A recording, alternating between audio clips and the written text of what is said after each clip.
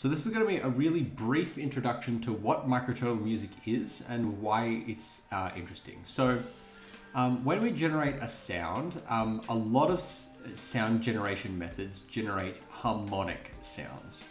So say your frequency is, your frequency is 100 hertz of the sound, and you're generating using it, say, a bowed string or a blown pipe instrument like a wind instrument or the human voice or anything like that. And this is our 100 hertz wave, so this repeats 100 times a second. It's not just going to have this one 100 hertz frequency in it. It'll also have a 200 hertz frequency and a 300 hertz frequency and a 400 and a 500 and so on. And so those might look like this. So it'll be 2 cycles. Oh, I've done too many there. So 1, 2. So this is twice as many cycles per second, and this is 3 times. So let's try to do that. 1, 2, 3, and then this was 4 times as many cycles. 1, 2, 3, 4, and you get the idea. So essentially, anything, and it's easiest to think of in terms of a plucked string. Anything where these ends don't move, as the peaks of the wave move up and down, as they move up and down. Any points that don't move, which are known as nodes, here, here, and here. Any frequencies where the nodes line up with the end of the string are allowed to coexist, and so they will. And a lot of the time it's not perfectly harmonic. You can get sort of non-linearities creeping in where they're not perfectly tuned to a harmonic series, but usually you'll be close to this harmonic series. So a 100 hertz tone played will have these ratios above it. And our ears are, for one reason or another, able to pick up the relationships between these and join them together, sort of blend them together and hear them as being one sound rather than a whole bunch of different frequencies. So we don't really hear this 200 hertz as being its own 200 hertz. We hear it as being part of the 100 hertz tone, sort of, a higher pitched part. And so these harmonics become part of the timbre of the tone. And lots of tone generation, tone generating objects will generate inharmonic overtones. So, things like drum heads and things will generate overtones that don't match the harmonic series, but our ears are very well tuned to pick up these ratios. So we will hear, say, a 2 to 3 ratio of frequency. That is, like, say, if it was a 200 hertz tone and a 300 hertz tone, we're going to hear these as being nicely blended together. And same thing goes for like a 3 to 4 ratio, and 4 to 5 ratio. And also the ratios out here. So, a 5 to 3 ratio. We're going to hear as being very blended. If we play a 300 hertz tone and a 500 hertz tone at the same time, they're going to feel, just because of the fact that they beat at the same rate, they ultimately fit into the same cycle. They both, when you play them at the same time, will both have a period of 100 hertz. Will feel blended. So any small simple ratios are going to blend together nicely. And we often hear those as being consonant or concordant intervals.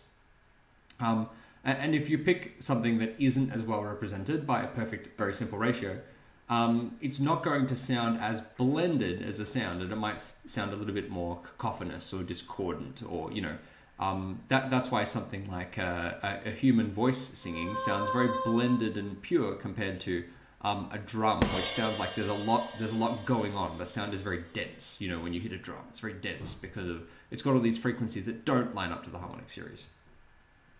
So how does that play into music? Well, the simplest ratios here are, if you look at them, 2 to 1, 200 hertz to 100 hertz, or whatever frequencies you're playing, 2 to 1, And then I probably should have written this as 3 to 2, but you know, either depends on which frequency you're calling a bass frequency. So the simplest ratios in the harmonic series that we can hear are 2 to 1 and 3 to 2. And so it figures that generally we're going to want to make music that has these sorts of ratios in it. And 2 to 1 is actually such a strong ratio that we hear anything that is double or half the frequency, anything that's a 2 to 1 or 1 to 2 ratio, as being the same note, an octave apart. So this is our octave. And this ratio you might be familiar with is the perfect fifth. Perfect fifth. And so if you know anything about music theory, you might go, oh, well, the octave is a very stable interval, so stable that we say that anything that is this distance apart is the same note. And the perfect fifth is also very stable. You can add the perfect fifth above any note and it will help stabilize that chord, whatever chord you're playing. And so, you know, traditionally in a lot of music, not just Western music, but a lot of different styles of music, we will call our octave fixed. So this is our octave. This is our 2 to 1. And then we will pick our fifth here is this pitch distance, which is a 3 to 2 ratio. And we'll build a scale using that. So we'll go up octaves, you know, however many octaves up and down for the whole hearing range. And then we'll stack our perfect fifth. So you know, the root note, this pitch here has its own perfect fifth, but the perfect fifth doesn't have its own perfect fifth. So we might want to add its own 3:2 ratio. And so that becomes a 9:4 ratio from the root, which if we bring that down an octave, sits here. So it's 9:8, and we can keep doing that and keep stacking them. You know, we can do another perfect fifth above that, and then you know, another one above that, and then move it down an octave again to here. But what happens, and I've explained this in more detail in previous videos, but I thought this is a very good primer for people who don't know anything about why we actually tune the way we do. This is 81 on 64. So this distance here is 81 on 64 away from our root note. So even though we've given each new note in our scale its own very simple 3:2 ratio, now we've got an 81 on 64 ratio from the root. So if we build a scale that way, we run into this issue where complicated intervals arise that might not be as simple and nice and pleasing to listen to as the ones that generated them. But here's the kicker. Right here, right beneath 80 on 81, 81 on 64, is 80 on 64, which equals 5 on 4. So that's a much simpler ratio. We go back to our harmonic series. That appears here, 4 and 5. So that appears really early in the harmonic series. You know, this goes on forever. We can have, 17,000 hertz, 87,000 hertz, however many thousands of hertz, all the way down. But 5 on 4 appears really early in our harmonic series.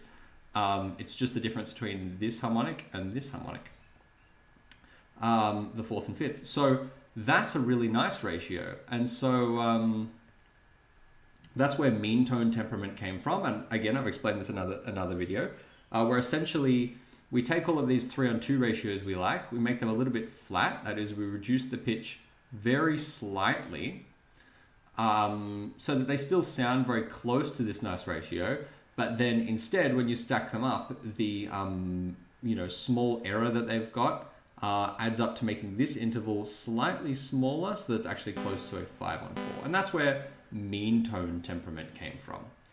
And then mean tone runs into its own problems. So you could keep stacking these for as long as you want and get as many notes as you want in your scale. But you're always going to run into issues when you're modulating and things. Certain keys are not going to have access to all the notes you want unless you keep stacking for a long time and adding a whole lot of notes.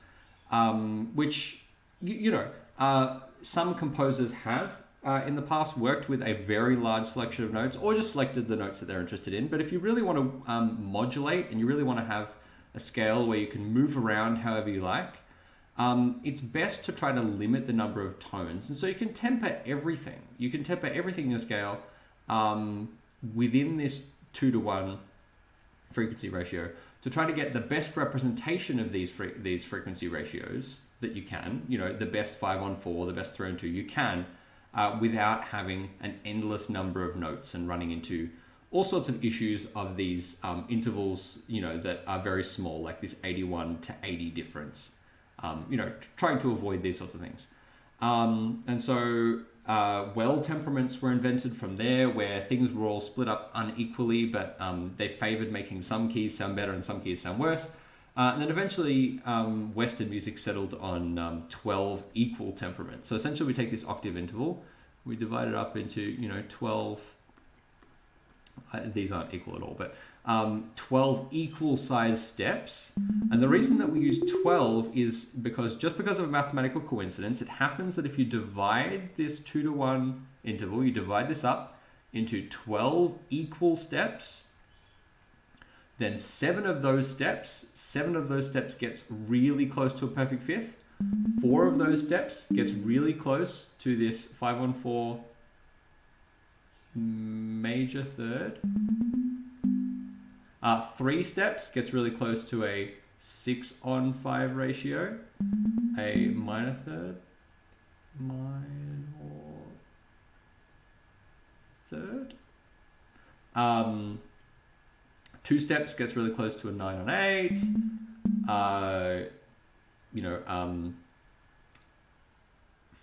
5 steps gets really close to a 4-on-3. 8 steps to an 8-on-5. 9 steps to 5-on-3. So you can see that just by dividing the octave up into 12 equal steps, we get a whole bunch of intervals which aren't exactly these ratios, but they get really close to all of these simple ratios, which are all the sorts of ratios that you find in between the intervals really early on in the harmonic series. And so 12 equal temperament works really well if you want to perform stuff using these intervals and you're okay with everything being a little bit out of tune. With the benefit being that there are only 12 keys, there's not infinitely many keys, there's only 12. And every key has all of the same intervals available. So you can modulate anywhere freely, you can play any chord in any position. You haven't got any of these strange things that occur where you stack mean tone fifths and end up with an uneven scale where some intervals are available and some aren't. It's just 12 notes, all notes are the same. Every chord can be played in any key, however you like, using the approximations of these simple harmonic ratios, which we hear as being nice. And so there's a couple of caveats there. The first caveat is everything is fairly out of tune. So, your major third is, it's 14 cents sharp. So it's about a seventh of a semitone out of tune. Same thing goes for the minor third. So these two intervals, while they are well represented by 12 equal temperament, they are still about a seventh of a semitone out of tune with the harmonic series. And you might like that. A lot of people do actually like the sound of that, and that's why 12 equal temperament is done so well, is because being slightly out of tune can add a sort of shimmery movement to the chord, whereas, if you tune everything perfectly in tune, the chord doesn't feel as active and doesn't have as much motion or energy in it, so to speak. But the other main issue you run into is, 2, 3, 4, 5, 6, 7. You can do up to here well with 12 equal temperament, and you can also do 8 is okay, 9, ratios of 9 are okay, ratios of 10 are okay, but 7, the 7th harmonic, is really poorly represented. It's very out of tune in 12 equal temperament. And so we're not very used to hearing the 7th harmonic used in music. And it's still very simple. You can see, we consider a 9 on 8. We consider a 9 on 8 to be an in tune, nice sound, because it's represented by 12 equal temperaments. So we're used to it. But something like an 8 on 7, we don't hear that very much at all in music. And a 7 on 6. So these ratios, these frequency ratios are simpler than 9 on 8. And yet, and even if we continue all the way down, like 15 on 8, we hear a 15 on 8 as being a major 7th. So when we play a major 7 chord, the top note we hear as being in tune, close enough to in tune with this 15 to 8 ratio, where the major 7th vibrates at about 15 eighths of the frequency of whatever your root note is of the chord. So we hear this as being in tune. And if you listen to a 7 on 6, you'll actually hear it as sounding in tune, and yet it will be completely unfamiliar to anyone who hasn't listened to microtonal music or listened to, occasionally maybe in the blues, there might be a bend to this interval. And so, more often you might find in the blues bends to intervals like 11 on 9, or somewhere between 6 on 5 and 11 on 9, or even 17 on 14, I think, which is a bit more complicated. But something like the blues, you'll actually bend to intervals like this. And that's one of the things about 12 equal temperament is very rarely will you hear music that's actually performed in exactly 12 tone equal temperament. Usually, because of the way that people sing, because of the way that wind instruments, you can bend your notes. You can bend notes on guitar and bass. Like most instruments allow bending, and a lot of the time good musicians will utilize those bendings, often subconsciously, to try to reach closer approximations of these nice intervals. Or occasionally worse approximations, so they sound a little bit harsher, so that you can use them more effectively in resolutions. And so this is where microtonal music comes in. Essentially, the idea is that, like a lot of musical cultures around the world, outside of Western music, rather than sticking to 12 tone equal temperament, you use other selections of notes which approximate different intervals. And you don't have to approximate intervals. You don't have to think in terms of approximating the harmonic series, but it's a good way to think because it's a big part of the way that our ears hear whether things sound in tune and blended together, or more harsh and sort of where the frequencies sound like they're battling each other, where the harmonics of the frequencies don't line up so well.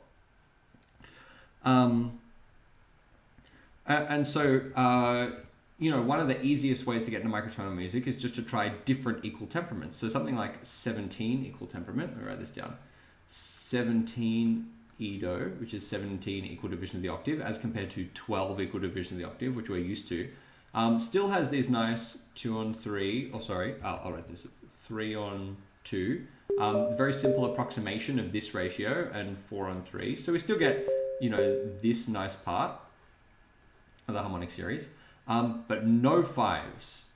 So there's really no 5 on 4 approximation at all, or there's no 6 on 5, but there is a 7 on 6-ish. There's something that's close to 7 on 6. There's ratios close to like 11 on 9. There's ratios that are close to like 13 on 8 and 13 on 11. And so all of these are all ratios which are still simple. They still occur early on in the harmonic series, but they're all things that we are not used to hearing. And so they can sound in tune, but they sound in tune differently. So the system sounds in tune with itself, but not with regular music. And so when you first hear music that's performed in 17 equal divisions of the octave, or any microtonal music, you might hear it as being out of tune, and that's because it's out of tune with what you expect to hear. But that doesn't mean that it's out of tune in and of itself. It just means that you have to listen and be exposed to it enough for your brain to recognize the self-consistency of a system like this. You know, the fact that it's not trying to approximate 5-on-4s, it doesn't come anywhere close, or 6-on-5s, or 5-on-3s, or anything that has a 5 in it. It's not trying to approximate this harmonic at all. And so you need to sort of let go of your expectation that major and minor intervals will involve ratios of 5. And instead go, maybe major and minor intervals will involve ratios of 7. Or, you know, ratios of 13 and 11. And that's really the key takeaway, I think, here, is that microtonal music is about this idea of using different frequency ratios than we're used to, or approximating different frequency ratios than we're used to, because something like 17 equal temperament still has the same benefits as 12 equal temperament, where being equally divided, with the octave equally divided, the same chords are available on every note, and so you can really get clever with modulation and stuff.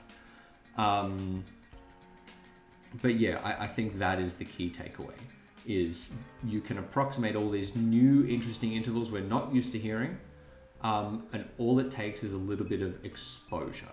And the only reason that 12 equal temperament has hung around for so long is because it's such a small, robust system for approximating 1, 2, 3, 4, 5, this part of the harmonic series, and then some parts a bit higher up.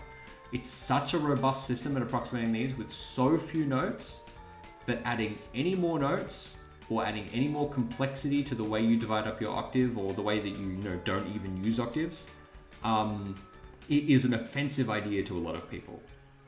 And so 12 equal temperament continues to be pushed.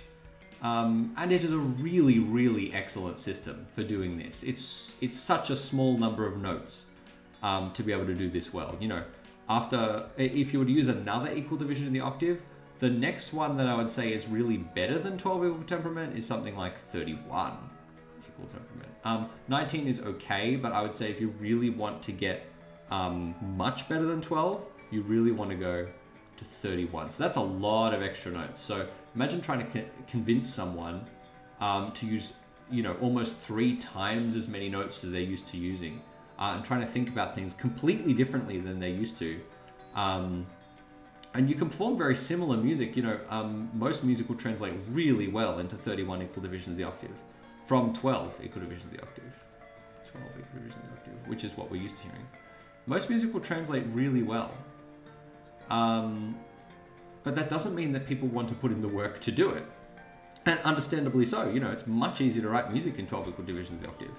So the sort of difficulty gradient, the amount of work it takes to move from here to here, and the amount of work it takes to retune all of your instruments, get guitars that are tuned, have all these extra frets, learn how to play them, find synthesizers and samplers and things on the computer that will allow you to do that, and learn microtonal theory so you can work out where the notes you want are, and learn where commas will appear, which are very small differences, like I was explaining here. Very small differences between intervals.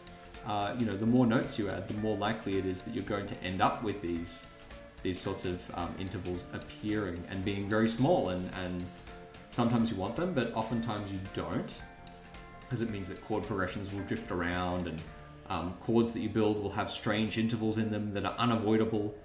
And so it makes sense why we've stuck with 12 equal temperament. But I think the fact that most musical cultures around the world, or most older musical cultures around the world, don't use 12 equal temperament and use their own traditional tuning systems, and the fact that there's so much, ground ripe for exploration in these microtonal systems, means that it is worth, if you're willing to put in the time, it is worth exploring them, especially something small like 17 or even 19 Edo, or 15 Edo, which I did a video on just earlier. It's really worth exploring these, and once you get a little bit deeper into it, it's worth breaking out of equal temperaments and looking at more complicated things. But I'm just talking about equal temperaments here because they're very easy to explain and understand. You're just taking this 2-to-1 interval, dividing it up.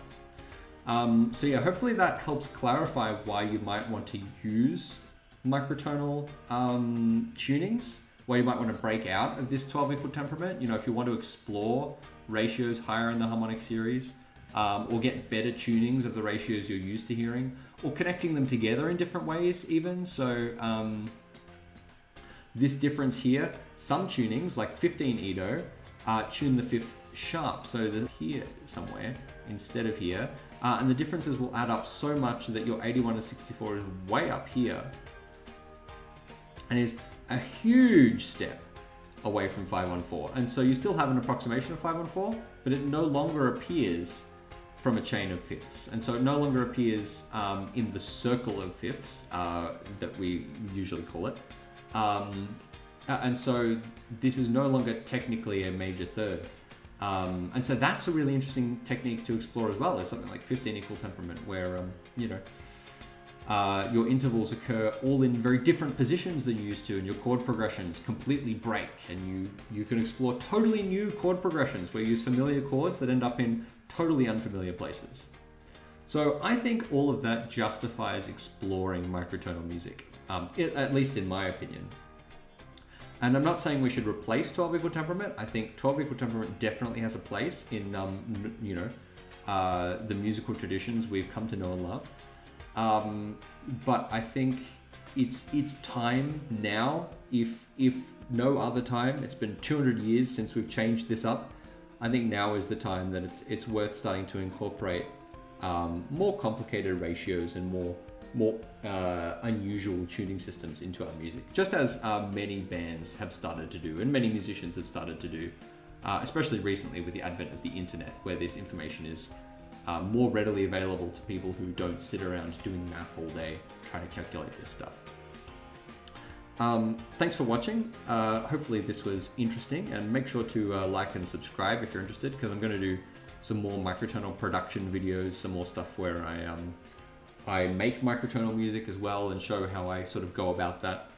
And feel free to leave any questions if you have any questions or things that you'd like me to cover in the future. Bye.